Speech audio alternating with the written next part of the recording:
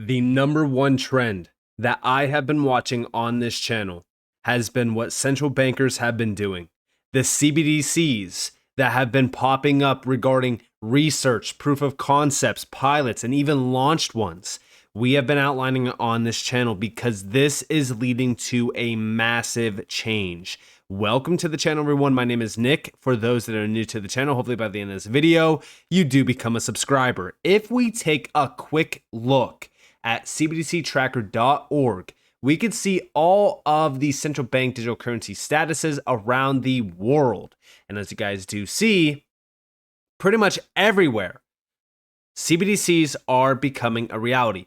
They're in the phases of either one, research, proof of concept, or pilots. There's a few that are launched, but the main ones here to really kind of look at and address are the ones in proof of concept or pilots. And yes, even though the US has said, hey, we're not, doing a CBDC, we're not pushing a CBDC, or even all the nonsense around, hey, we're banning a CBDC, it's just noise, right? Because as we start to see the entire world pushing a CBDC, what is the US going to do?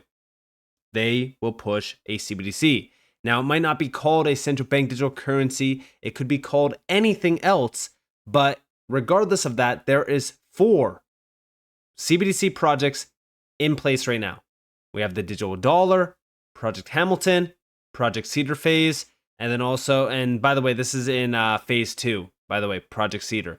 And then also wholesale digital dollar. These are the 4. But outside of that, we could see the entire list. Guys, there is a massive list of CBDC projects. There's well over, I think it's like 17 pages on here.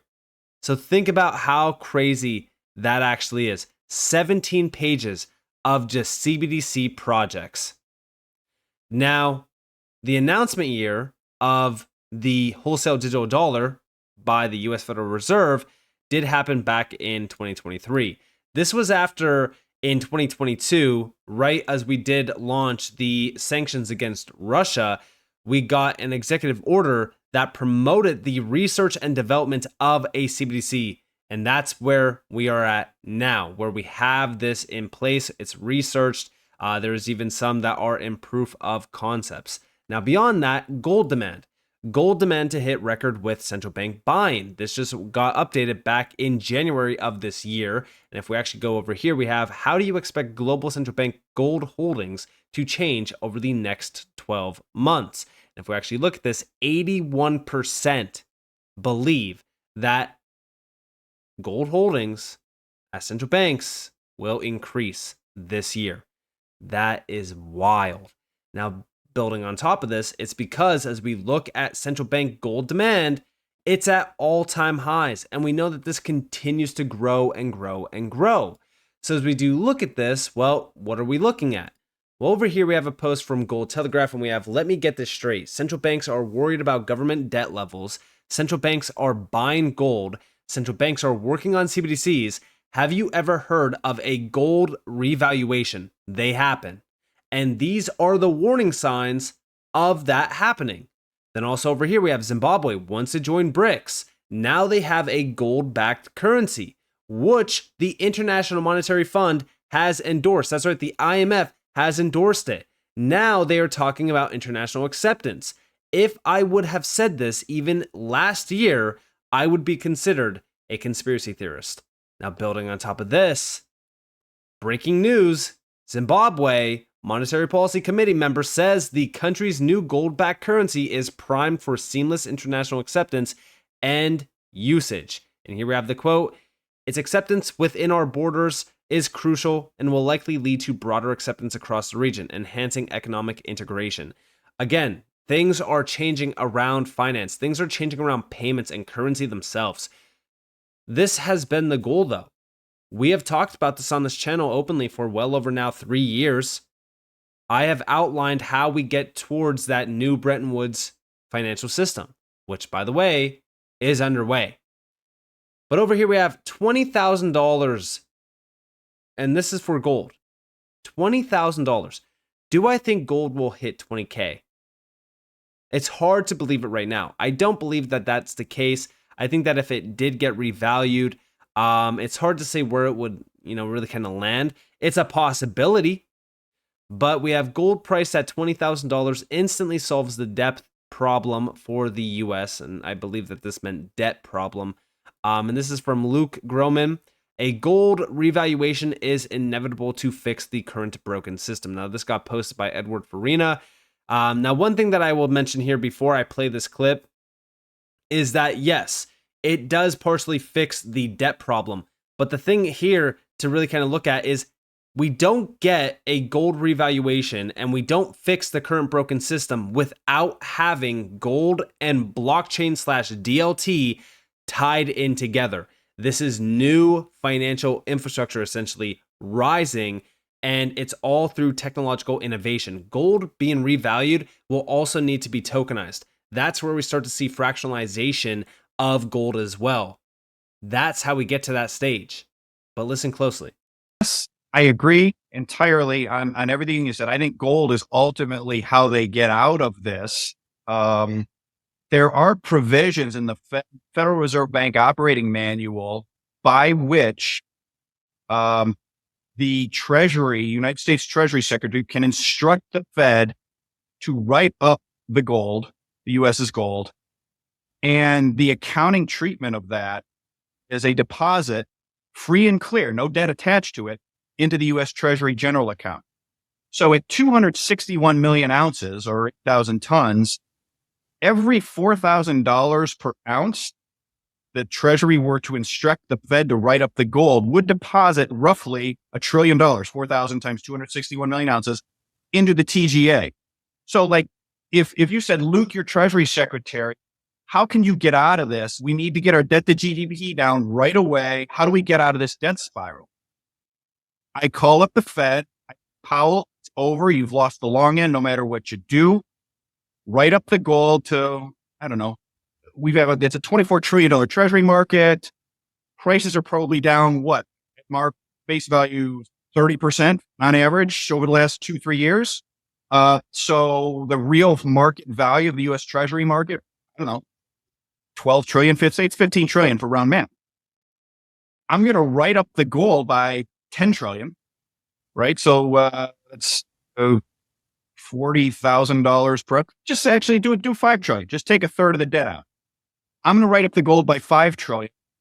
If I write up the gold by 5 trillion, every trillion is $4,000.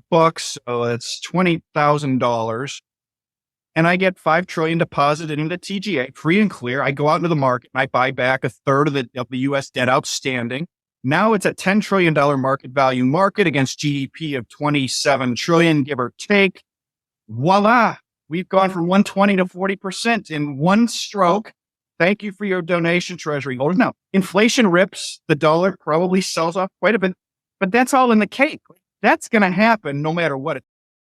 So as we do really kind of look at this, it does make sense. But beyond this, it's to solve the debt problem. Even if we go back to that initial view from Gold Telegraph, right, where central banks are worried about government debt levels, it seems as though Jerome Powell, aka the US Fed chair, doesn't seem as so, worried about debt as many other central banks are. We have new Fed Chair Jerome Powell. The level of the US debt is not itself unsustainable, but the path that we're on is unsustainable. This is very interesting. Listen closely to this. Back in February, you were on 60 Minutes and you said the U.S. budget deficit, the national debt are unsustainable. Do you still view that the U.S. is on an unsustainable fiscal path? I do. I think I tried to be clear that the level of the U.S. debt is not itself unsustainable, but the path that we're on is unsustainable, and I think that is not controversial. How comical. So the debt in itself is not unsustainable, but the path they're on is unsustainable. You know what this kind of reminds me of? Do you guys remember what we heard back in 2023 from Janet Yellen? Good morning, everyone. Janet Yellen testified before the Senate Finance Committee that she's not concerned about U.S. debt soaring from 32 trillion to 50 trillion as long as we're on a sustainable fiscal course. Listen to this. When you're taking the debt from 32 to 50 trillion dollars, are you concerned who's going to buy that debt, and also at what rate they'll expect to be compensated for buying riskier and riskier debt? Are you concerned about that? Well, if the net real net interest cost of the debt remains low relative to GDP, and we're on a sustainable fiscal. Well, we're not on a sustainable path. Now, mind you, this was during March of 2023 after we started to see some banks failing. And again, they were saying that they're on a sustainable path. As long as we're on a sustainable fiscal course. And this is what we're hearing today. Even though we know that this is not the case, the debt is unsustainable. So although that they're avoiding this, conversation, where does this lead us to? Well, over here we also have the BIS and central banks worldwide continue to stack gold reserves, setting the stage for a gold revaluation in 2024. Now, I don't think that happens in 2024, and it's hard to time this. Nobody's going to time this, but we do know that something's going to happen when, we start to see central banks really kind of rolling out all their CBDCs. We know that gold will play a key role. I do believe that gold will be revalued. I also believe that it will be tokenized on-chain and then fractionalized as well to accommodate for the demand. But we have the fusion of physical gold and blockchain is about to redefine wealth in ways we've never imagined, but the window to capitalize is closing fast. Big shout out to Black Swan Capitalist for this, but listen closely. The Bank of International Settlements covered the last of their bets against a rising gold price. Look, there's only one reason gold is carving out a higher stair-step to rally from in 2024. Every other global central bank, both Western and the entire global South, have been openly on record as well as surreptitiously off record buying physical gold. And this leads to just one conclusion. Global central banks are accruing physical gold so they can revalue this gold at close to the market price. And when any one of these central banks commences this process, it will trigger every other central bank to synchronize. And as soon as this happens, the Fed will have basically one of two options. Either they admit they've sold title to the Treasury gold to multiple parties. Well, clearly that's not an option. Or they're going to have to move to revalue this 831 tons of rehypothecated positions in sync with global central banks so as to avert what would be a foreign exchange imbalance. Bear in mind that gold's a foreign exchange cross. So it would create an FX imbalance, which would trigger multiple repatriation requests from other central banks requiring their undervalued gold to be returned for jurisdictional revaluation purposes. So as we really look at this, right, everyone might be thinking this is crazy, this sounds ridiculous, but let's go back to October of 2020, where the International Monetary Fund was calling for a new Bretton Woods moment because of the pandemic. That's right, they literally said that today we face a new Bretton Woods moment, a pandemic that has already cost more than 1 million lives, an economic calamity that will make the world economy 4.4% smaller this year and strip an estimated 11 trillion of output by next year, and untold human desperation in the face of huge disruption and rising poverty for the first time in decades. So they utilized the pandemic to push us into this new financial system, if you will, or new Bretton Woods moment. And this still becomes like, although this was back in 2020, a lot of people still think that like, oh, this isn't happening, this was just back then. No, this is still a big moment now. It's actually a bigger moment now than ever before. Why? Well, let's go back to 2022. This is Kristalina Georgieva. The future of money gearing up for central bank digital currency. This was back in February of 2022. Then we also got this back in November of 2023 from, of course, Kristalina Georgieva. IMF says central bank digital currencies can replace cash. This is not the time to turn back. Now, beyond this, we have a quote down here from her herself. We have not yet reached land. There is so much more space for innovation and so much uncertainty over use cases, said Georgieva, managing director of the IMF. Now, building on top of this, what about the World Economic Forum? Well, back on March 10th, we need a new Bretton Woods moment, says Antonio Guterres. What was the original Bretton Woods and what did it achieve? This was March 10th of 2023. This is from the United Nations Secretary General. So think about how crazy this is. Now, the thing that he quoted was, our global financial architecture is failing to ensure globalization benefits all, and it therefore needs a radical transformation. in the shape of a new Bretton Woods deal. Now, what's comical about this is we have it created the World Bank, the IMF, and the gold standard and tried to improve world trade. We still have the World Bank, we still have the IMF, and we still have gold becoming a big part of the system. And this seems as though at a time where the World Bank and even the IMF and even the BIS are all calling for new financial infrastructure technology, gold will play a role, but so will blockchain and DLT. And it seems as though this is all leading us down a path towards a much bigger picture. The new Bretton Woods moment will be the Finternet. We know that the BIS has pushed the Finternet. That is essentially the internet of value. But what's funny about this March 10th, date and this discussion around this new Bretton Woods moment is Silicon Valley Bank failed on March 10th. So at the same exact time that was happening, they were slightly planning the new Bretton Woods moment behind the scenes. Bank collapses lead to these typical moments.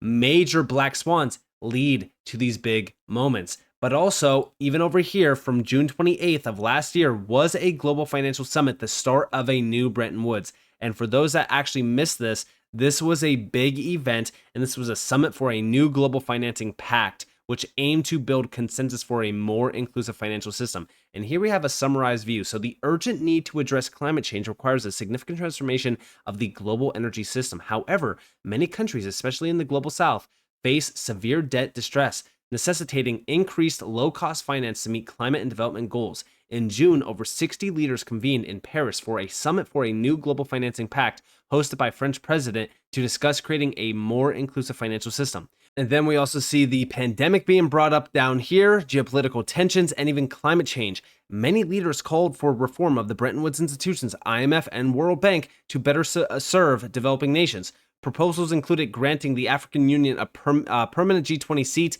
and reforming credit rating agencies to reduce borrowing costs for African countries. Now, they also outlined 4 steps or the commitments from the summit that they wanted to bring in.